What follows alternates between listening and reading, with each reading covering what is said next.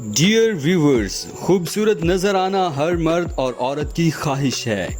इसी ख्वाहिश को पूरा करने के लिए हर मर्द और औरतें तरह तरह के जतन भी करते हैं, जिससे इनकी जिल्द का भी सत्यानाश हो जाता है और पैसों का भी ज़या होता है। रंग गोरा होने की बजाय उल्टा खराब हो जाता है। आज हम आपको वो 100% गारंटी वाला नुस्खा बताने जा रहे हैं, जिससे आपकी जिल्द निखर भी जाएगी और रंग हमेशा के लिए गोरा हो जाएगा। ये नुस्खा हर किस्म के केमिकल से पाक है और इसका कोई साइड इफेक्ट भी नहीं। तो लीजिए, नुस्खा हाजिर है।